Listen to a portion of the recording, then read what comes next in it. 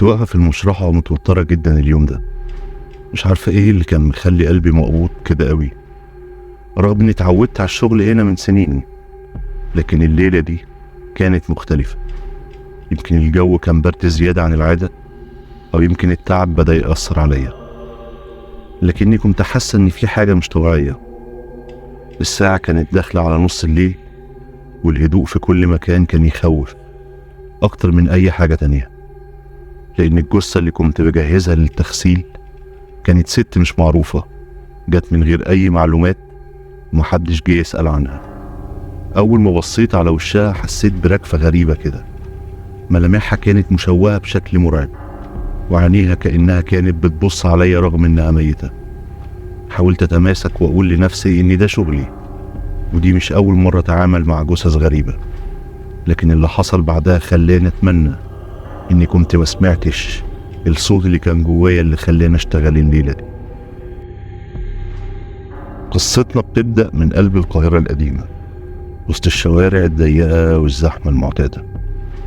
كانت سعاد وهي ست مصرية في الأربعينات من عمرها، بتشتغل شغلانة مش أي حد يقدر يشتغلها. سعاد كانت بتشتغل في مشرحة مستشفى حكومي. مهمتها كانت تغسيل وتكفين الجثث. ناس كتيرة كانوا بيشوفوا شغلها صعب ومرعب، لكنها كانت شايفة إن شغلها فيه رسالة إنسانية. شغلها كان بيديها إحساس إنها بتساعد الأموات في رحلتهم الأخيرة، وده خلاها قادرة تستحمل التعامل مع الموت يوم بعد يوم.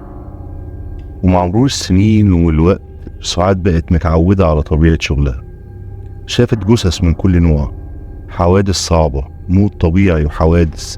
بالنسبة لها الموت بقى جزء من حياتها اليومية، لحد ما في ليلة جالها جثة لست مجهولة الهوية، وده كان بداية الكابوس اللي قلب حياتها. الجثة دي كانت مختلفة، ملامحها مشوهة بشكل غريب ومش طبيعي.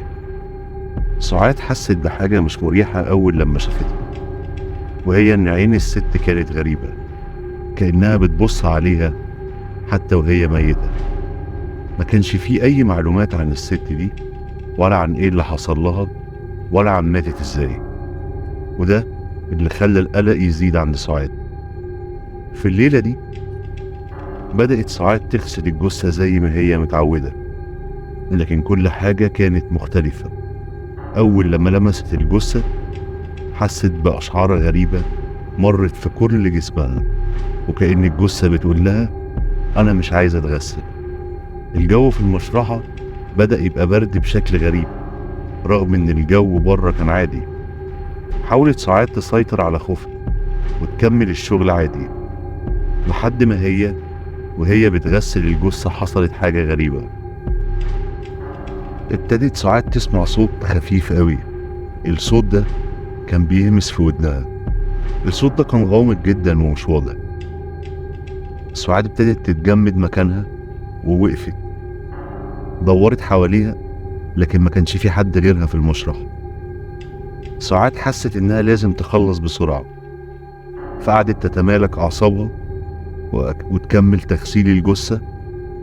لكن ما قدرتش تسيطر على اعصابها، لانها كانت كل ما تلمس الجثة البرودة بتزيد جوه المكان والهمسات بتعلى. واثناء ما هي بتكمل تغسيل الجثة فجأة الاضاءة انقطعت في المشرحة، والضلمة غطت المكان كله.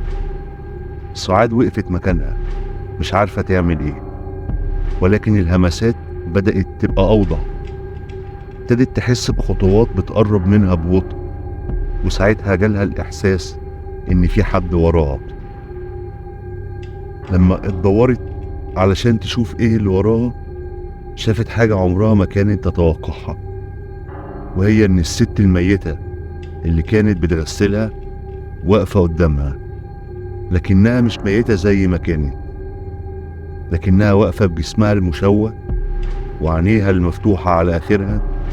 والست كانت بتتحرك ناحية سعاد بابتسامة غريبة ومرعبة على وشها، وبصوت مشوه وواضح في نفس الوقت قالت لها أنا لسه ما رحتي ولسه محتاجة أكمل. سعاد حست بجسمها بيترعش والخوف كله شل حركتها.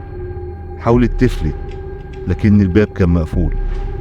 الست الميتة كانت بتقرب أكتر وأكتر، وكل ما تقرب الجو بيبقى أبرد. ابتدت سعاد تزعق بصوت عالي بالأمل إن ممكن حد يسمعها فينقذها من اللي هي شايفاه. لكن للأسف كانت كل ما تزعق كانت الجثة تقرب منها أكتر. في لحظة يأس سعاد مسكت آلة طبية حادة كانت جنبها وطعنت الست في قلبها. والصرخة اللي طلعت من الجثة كانت مرعبة لدرجة إنها حست كأن الدنيا كلها بتنهار حواليها. الست الميتة اختفت، لكن قبل ما تختفي همست آخر كلمة بصوتها المشوه: أنا هرجع في الوقت المناسب. وفجأة رجعت الكهرباء والمشرحة نورت تاني. سعاد وقعت على الأرض مرهقة ومرعوبة، ما قدرتش تستوعب اللي حصل، لكنها كانت متأكدة إن الست دي ما كانتش جثة عادية. الكيان اللي شافته كان عايز حاجة أكبر من مجرد الرحيل. بعد الليلة المرعبة دي سعاد أغمى عليها، وبعد سعاد ما فقدت وعيها في المشرحة فاقت لقت نفسها في المستشفى وكل زمايلها حواليه، لكن ملامحهم كانت كلها قلق. وواحد من زمايلها بلغها إن الجثة اللي هي كانت بتغسلها اختفت، ملهاش أي أثر في المستشفى. شعرت هنا سعاد بالخوف أكتر وأكتر وبالصدمة، إزاي الجثة ممكن تختفي بالبساطة دي؟ الدكاترة حاولوا يهدوها لكنها ما قدرتش إنها تنسى اللي شافته، تنسى عين الست الميتة المفتوحة، تنسى الصوت اللي همس في ودنها والإيد الباردة اللي شعرت بيها على كتفها. كل ده كان بيلاحقها في ذهنها. ولكن بعد كام يوم من الراحة في المنزل قررت سعاد إنها ترجع تاني لشغلها. ما كانتش عايزة تسيب اللي عملته كل السنين اللي فاتت رغم إن الخوف مازال جواها. كان عندها أمل إن يكون اللي حصل ده مجرد كابوس أو هلوسة بسبب التعب، لكنها ما كانتش تعرف إن اللي هيقابلها ومستنيها هيكون أكتر رعب مما تخيل. لأن في الليلة الأولى بعد ما رجعت الشغل، لما كان كل شيء هادي والأضواء الخافتة في المشرحة والهدوء وكل شيء طبيعي جدا، لكن برضه مع اقتراب منتصف الليل بدأت سعاد تشعر بالبرودة تاني. البرودة هي نفس اللي حست بيها قبل كده في الليلة المشؤومة. لكن سعاد اتجاهلت الأمر وحاولت التركيز على اللي هي بتعمله في شغلها، لكن ابتدى انزلال وابتدى تحركات غير طبيعية تحصل تاني في المشرحة. سعاد في الوقت ده كانت قادرة انها تسمع صوت نفسها، مش بس كده، وصدى خطواتها الخفيفة على الأرض. وفي وسط ما هي كانت في طريقها نحو صندوق الأضواء الاحتياطية حست بشيء غريب بيمر جنبها، وبيمر بسرعة جدا كأنه ظل بيزحف حواليها. سعاد وقفت في مكانها وسمعت نفس الصوت اللي عمرها ما هتنساه أبدا، وهو بيقول لها: لم أنتهي بعد. اتجمدت في مكانها، كل خلية في جسمها رفضت إنها تتحرك. حاولت تقنع نفسها من الصوت ده مجرد وهم، لكنه للأسف كان حقيقة. ابتدت الأنفاس تتكاثف حواليها، وشعرت فجأة بإيد باردة جدا بتشدها من معطفها الطبي. صرخت وهي تحاول الإفلات، ولكن القوة اللي كانت بتمسك بيها كانت أقوى بكتير مما تتخيل.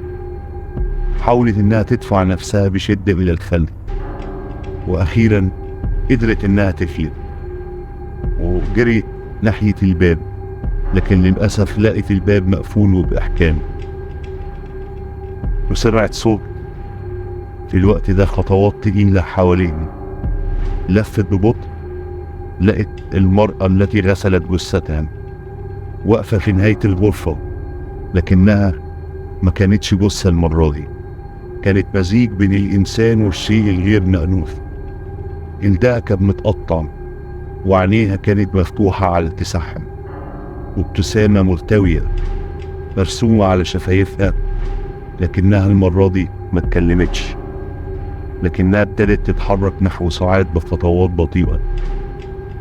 في اللحظة دي ابتدت سعاد تحس بشيء يتسلل في جسدها.